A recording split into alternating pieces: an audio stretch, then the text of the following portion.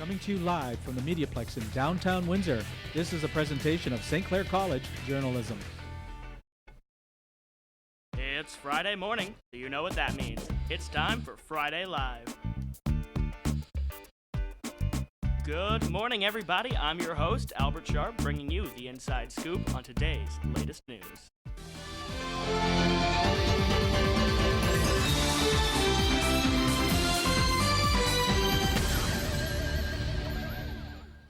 At Bloomberg Canadian Fixed Income Conference on Wednesday, economists from across Canada discussed the potential of Canada falling into a recession.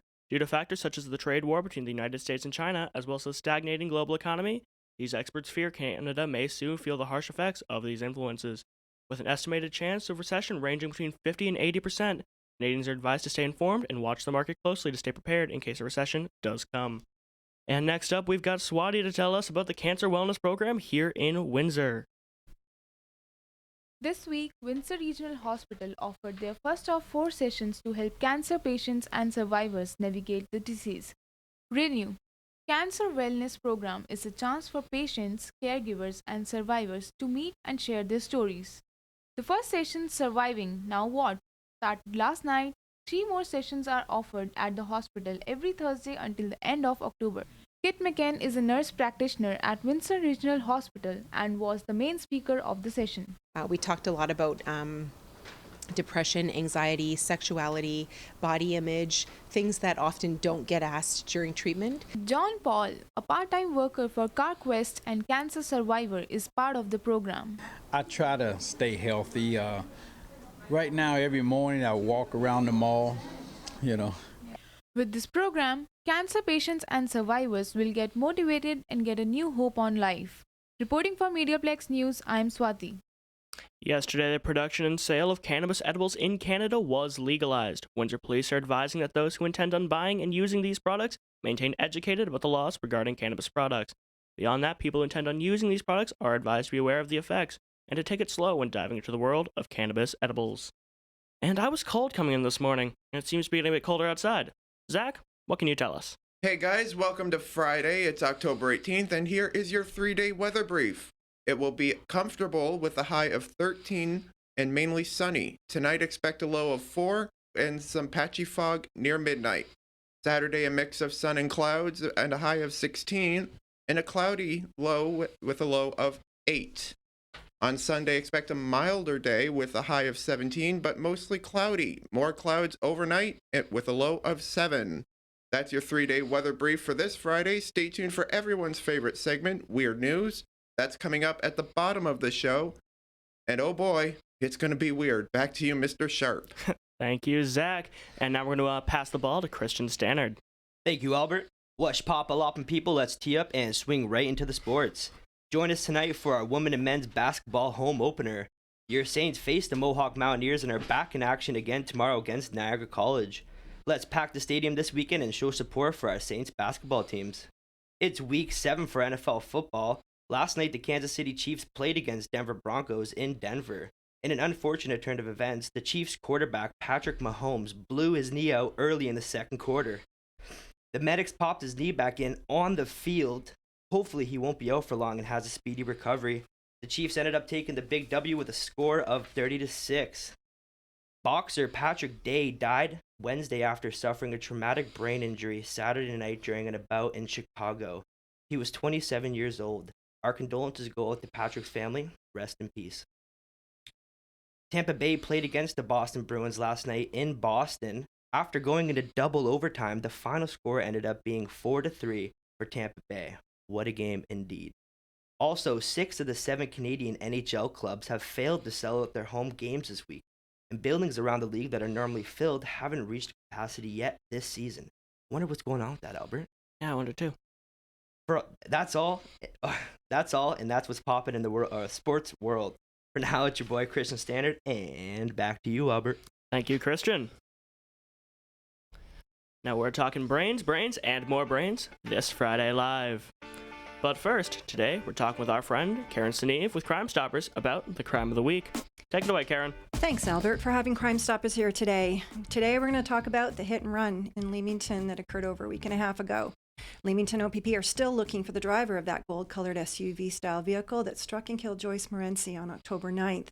As what's been reported in the news over this week and a half, the vehicle was exiting the driveway to the Superstore onto Talbot Street East at around 9:45 a.m.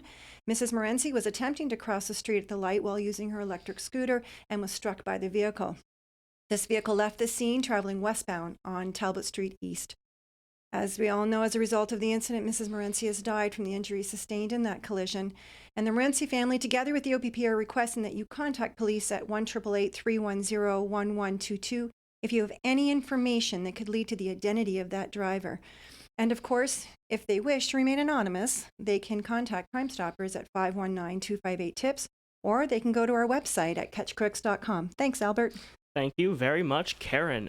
And today we have Eleanor Dillon talking about blood tests and brain tumors for her Health Minute.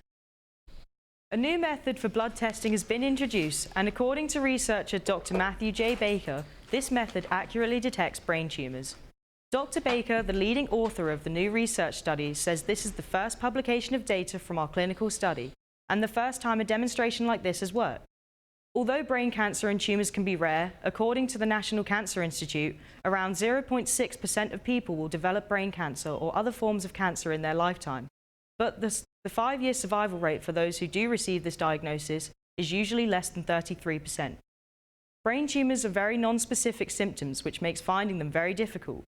Dr. Baker and his researchers explained the technique is a simple, non-invasive, non-destructive procedure that analyzes the biochemical profile of a blood sample without requiring extensive preparation. With these new findings, tumor diagnosis will be more rapid, giving people much quicker access to treatment.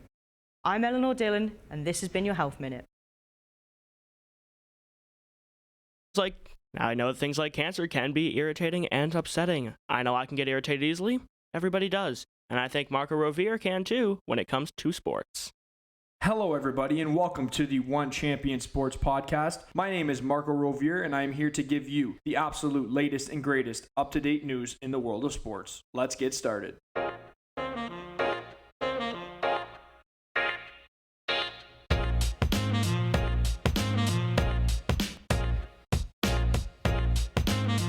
Today's episode of the One Champion Sports Podcast will be about rants. Now, a rant, it's to speak or shout at length in a wild or impassioned way. Today, I will be speaking loudly and impassionate about my opinion as to why the Toronto Maple Leafs should fire Mike Babcock. Now, Mike Babcock has been a head coach of the Toronto Maple Leafs going on his 5th year now. In his first year, they were the worst team in the NHL, which I do not blame him for because, the team was awful, and he did a great job of pushing them and positioning us to getting one of the best players in the world in Austin Matthews.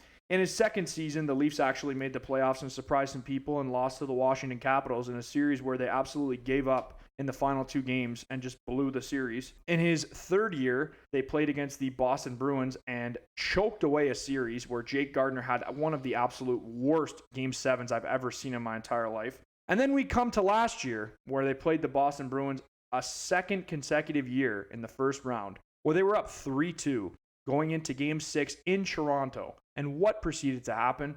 Mike Babcock stuck to his guns. He stuck to his favorite players.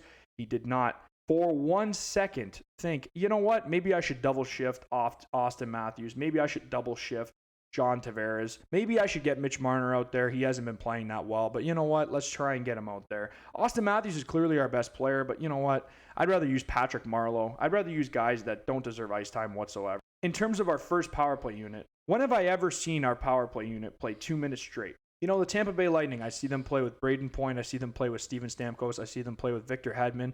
I see them play with Nikita Kucherov 2 minutes straight when they need a goal. I seen Boston, that entire series, play with Pasternak, Bergeron, Marchand, constantly throughout that series for 2 minutes straight when they needed a goal. What happens with the Leafs? Well, they stack a power play unit, and after 45 seconds to 50 seconds, they got to come off the ice so that Kapanen and Marleau and all these guys who aren't as good as Austin Matthews and John Tavares and Mitch Marner and William Nylander and Morgan Riley have to come on the ice to take over and see if they can score against Boston or against Tampa or any of these top teams that Toronto should be playing in the first or second or third round in the playoffs. And finally, the flaws defensively. I don't know where to go with this, you guys. I mean, you've had talent come and go on the defense. You've had guys who've played who have been great. You've had guys who have played that have been really bad. But one thing is constant. No matter who comes in or who comes out, this defense is absolutely horrendous. This year, defensively, they're better than they've ever been. They added Tyson Barrie, who is easily a top 15 defenseman in the NHL. They have Jake Muzzin for a full season, who is a great two-way defender. Morgan Riley is fantastic.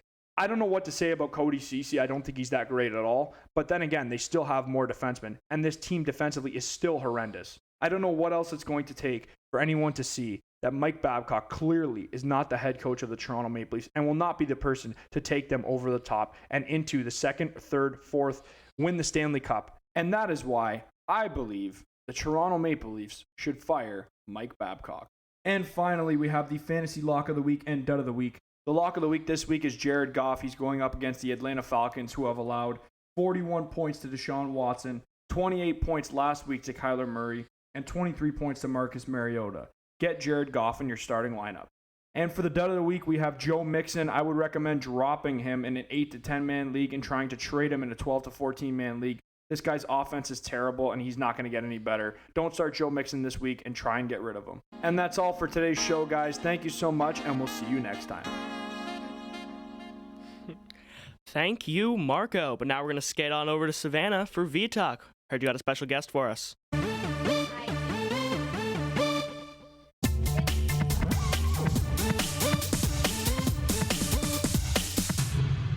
This is V-Talk. I'm Vanna Mills, delivering the hottest in Hollywood. But this week, we're going to focus on the local entertainment scene here in Windsor. This week, we have special guest here from local indie band David Wilson of the Stay-at-Home Dads. The Stay-at-Home Dads originally started in a barn and have been playing together for 6 years now, since which they have erupted from covering existing songs to writing and performing their own music. The lead singer of the Stay-at-Home Dads says he is grateful for the luxury of letting music come organically, by sharing their music when they feel it is ready. Well, it sure was ready this weekend. The sound of fans who hollered and roared during the performance of 2 tracks that made it to the radio this month filled the room as they performed these songs and many more off their new album, Heavy Load, this Saturday for their album release concert at Rockstar Music Hall. We have lead singer David Wilson from the band in the house with us today to answer a couple questions about his new album, Heavy Load. Hi, Dave. Welcome to V-Talk. We're all eager to hear about your new album and what that means for other aspiring artists in our area. Well, thanks for having me on the show, Savannah. I'm really glad to be here. All right, Dave. Let's start with why you named the album Heavy Load. Well, we kind of wanted to go on a double play there, and some things are just silly, I guess. But no, the album we really tried to stay true to ourselves in writing it, and it came out with a lot of really heavy lyrics and a lot of heavy music as well. Although it probably ranges across many genres, but no, we wanted to encompass that as well as the daily household duties of your everyday noble stay-at-home dad. And with that being said, your songs were played on a radio station recently. And what radio station was that? It was at 93.9 The River, and we got to thank Dan McDonald for putting. We were actually, both of our songs were featured as the final song of the program, which that was pretty special. That sounds pretty special. And what songs were played on that radio station, Dave? Oh, it was. They're both actually available now on Spotify. The whole album will be up hopefully very soon. But it was "Can't Let Go" and "Never Satisfied." Awesome. And what do those tracks mean to you? Oh, well, all kinds of different things. They're both songs that we all had our different part in, and "Never Satisfied" it was actually the one song that we all contributed lyrically to, and it's purely silly and very fun to play, kind of funky. And then "Can't Let Go" in turn was more of lyrically, I guess I had to do a lot of personal growth to get to that point where I could display or write some lyrics that were really raw, and it came together with the music. It was actually a track that our bass player had on his SoundCloud that I discovered one day, and wrote the lyrics, and and brought it as a complete song to everyone's surprise. That's awesome. It seems like your band has a lot of chemistry. Yeah, no, it's the songwriting process has been quite a journey for all of us to develop into songwriters. To have 4 people come together creatively is a challenge. Absolutely. And where is the band playing next and when? We'll actually we'll be reuniting with our bass player's sister's band, Sunlust, who is out of Toronto, and they're going to be coming down to play with us at the Fog on November 16th. We're taking a little break. Awesome. November 16th. And do you think other local bands have the chance of doing what you've been doing? Oh my God, yeah. No, well, I heard a quote from actually one of my favorite artists, probably who inspires me most recently, Chris Cornell, and he was asked about the noise that Soundgarden makes. It was about 1990, and he said he just wanted to make sound that maybe no one will hear for the rest of the day, and it was as simple as that. And it's something that I guess anyone can do. Not that it's not extremely difficult, but with the right amount of communication, and if you're open to yourself and to your bandmates, I think it's possible for anyone to do this. Absolutely. Thanks, Dave. It seems the stay-at-home dads should get used to being on stage instead of locked in the house. You can watch them live at their upcoming show at Fog on University on November 16th. November 16th, folks. Make sure you save the date. And that's it for local entertainment this week on V-Talk. I'm Vanna Mills. I'll be back to deliver the latest in Hollywood next week.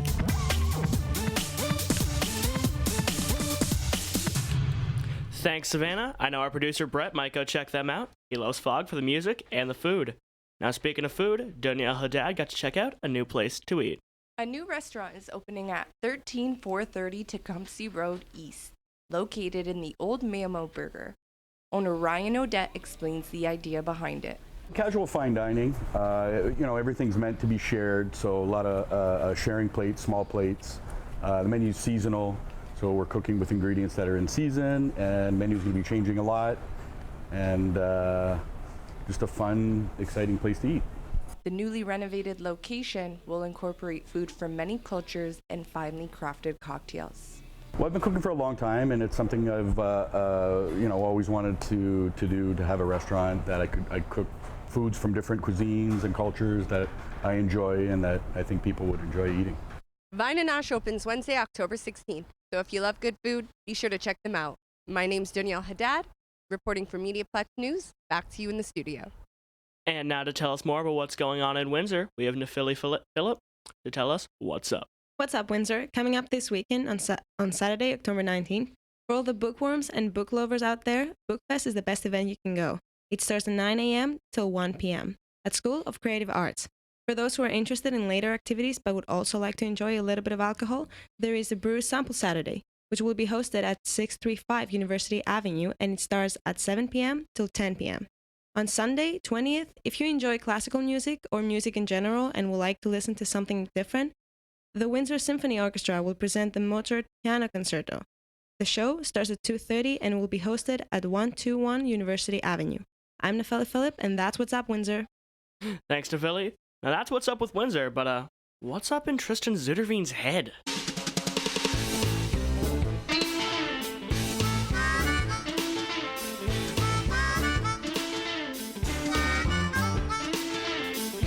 Welcome to Impulse, the show with no description because the topics are whatever comes to mind. I'm Tristan Zuderveen. Today we're talking about It, the 2017 horror film based on a Stephen King novel. To be specific, we're addressing the concept of fear and how it's used in the plot. The movie follows the Losers Club, consisting of Bill, Richie, Beverly, Eddie, Ben, Stan, and Mike, as they look into the disappearances of dozens of children, including Bill's younger brother, Georgie. Their research brings them face to face with a demonic, child-eating clown by the name of Pennywise that torments his victims by using their own fears against them. So what is fear? Well, fear is an emotion caused by the belief that someone or something is dangerous. What causes it differs from person to person. While Mike's fear plays on his memory of losing his parents as a child, Eddie is simply afraid of illness. However, the physical appearance Pennywise creates does not always reflect the true fear a victim has. Stanley Uris is the most fearful in the group, but his fear isn't clear at first. Pennywise appears to him as a woman from a frightful painting with crooked features and razor-sharp teeth. Upon closer inspection, his fears revealed to be linked to his obsessive-compulsive disorder. He has a need for things to be in order that is associated with the pressure he feels to be the perfect son. A simpler metaphor Pennywise uses is the illusion of Georgie to torment Bill. He isn't scared of his brother. He is afraid of never finding him. He believes that it is his fault Georgie is gone, and the fact that he couldn't save him terrifies Bill. Whether crystal clear or crazy convoluted, all 7 children learn to overcome their fears in order to defeat Pennywise. This iconic tale of death and terror hides an important lesson. When you have something worth fighting for, fear becomes nothing more than a 4-letter word.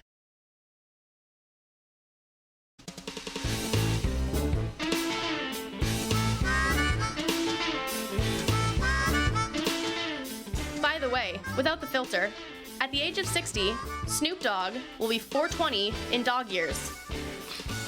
Yeah, okay, bye. I'm Tristan Zuderveen.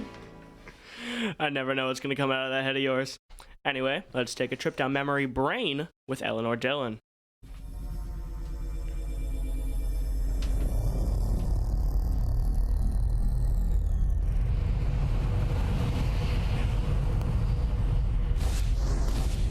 This is the captain speaking, sir. We've arrived at planet Kepler. Over. Fantastic work, Captain. I'm just checking your air pressure and you guys should be good to go. Over.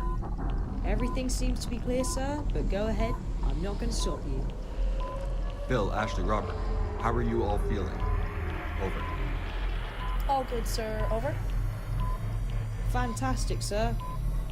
Brilliant. Everything seems to be in check. The cameras are set up. I'll unlock the door. Over. Ready when you are, sir. Over.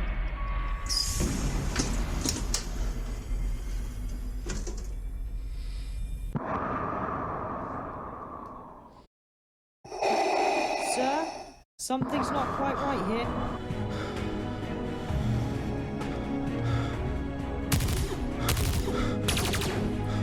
Quick, everyone, get back in the ship.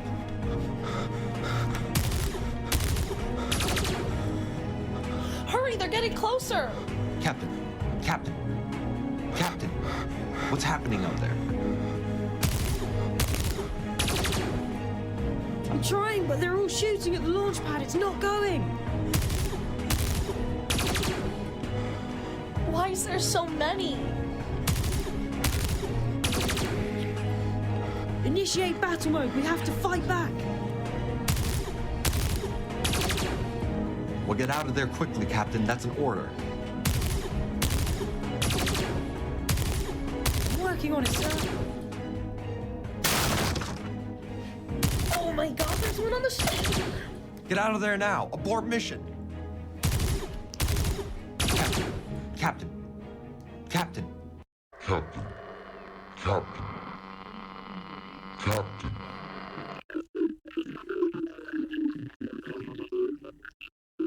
That was weird. Zach, do you think you can compete? I'll try, Albert. Hey guys, happy Friday. It's the time you've been sticking around for. Weird news. As you know, the Joker film has already been released, which apparently has prompted many fans to search it up on the infamous Pornhub.